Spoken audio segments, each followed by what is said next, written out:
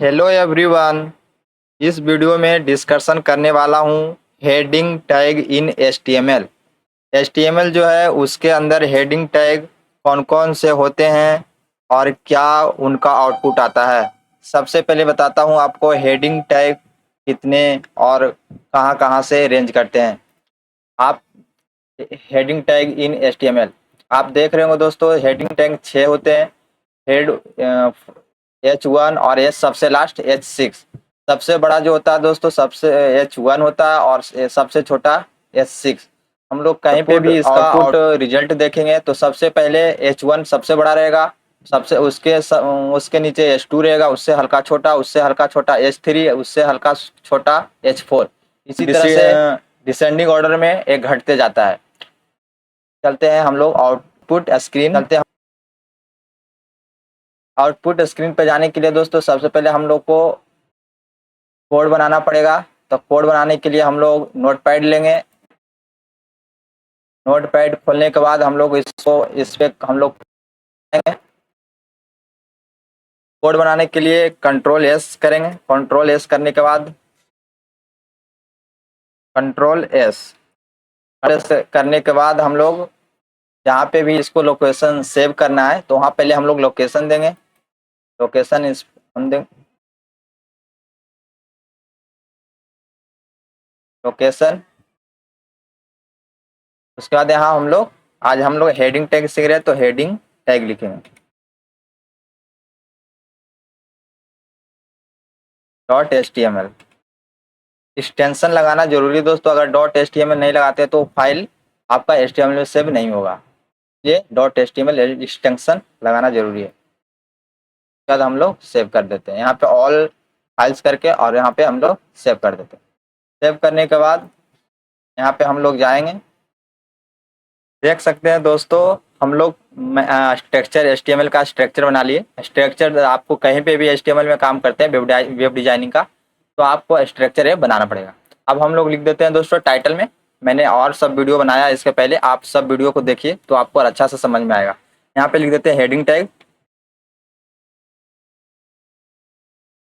अब हम लोग इसको कंट्रोल एस से सेव कर लेते हैं और यहाँ पे आउटपुट देखते हैं। तो आउटपुट देखते हैं दोस्तों तो देख सकते हैं यहाँ पे हेडिंग टैग आपको दिख रहा होगा, हेडिंग टैग। उसी तरह से हम लोग अब दोस्तों हम लोग यहाँ पे बॉडी में हम लोग कुछ भी हम लोग को वेब पेज पे अगर देखना है दोस्तों तो हम लोग को बॉडी में लिखना है। यहाँ पे हम लोग लिखेंगे सबसे पहले H1।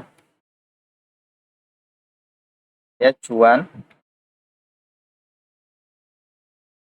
H1 में लिखते हैं दोस्तों कुछ भी, this is a paragraph. Control S से सेव करने के बाद यहाँ हम लोग आउटपुट देख सकते हैं दोस्तों, सबसे बड़ा दिख रहा होगा और देख सकते हैं बहुत बड़ा दिख रहा है। और इसी तरह से हम लोग H2 को यूज करते हैं तो इसको हम लोग अब यहाँ पे 2 को सिर्फ यहाँ 2 कर लेंगे।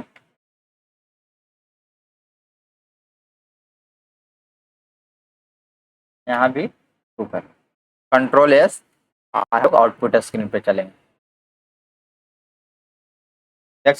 देख सकते हैं दोस्तों, ये सबसे बड़ा है और इससे हल्का छोटा H2 दिख रहा है। और मैं ये भी बता देता हूँ दोस्तों, अगर कोई भी आप वेब पेज बनाते हैं ना तो उस पे एक वेब पेज पे और सबसे एच हेडिंग जो है एक ही बार यूज होगा, और H2 जो है 2 बार यूज होगा, और H3 H4 H5 H6 ये आप कितना बार भी यूज कर सकते हैं। पर H1 H2, H1 को एक बार और H2 को 2 बार ही यूज कर सकते हैं, उसके अलावा आप यूज नहीं कर सकते हैं। उसका आउटपुट जो आउटपुट उसका रिजल्ट होगा ना वो गलत देगा फिर। इसी तरह से हम लोग H3 H4 H5 H6 देख लेते हैं।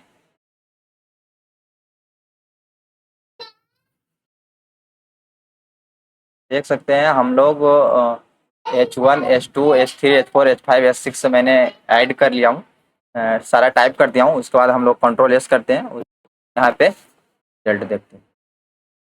रिजल्ट देखते हैं दोस्तों तो देख सकते हैं आप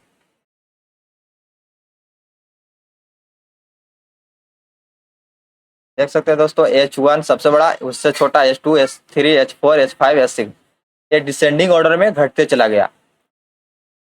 हेडिंग का उपयोग इसीलिए करते हैं दोस्तों, हम लोग कोई भी पेज बनाते हैं तो उस पर सबसे पहले हेडिंग जो लिखते हैं हम लोग H1।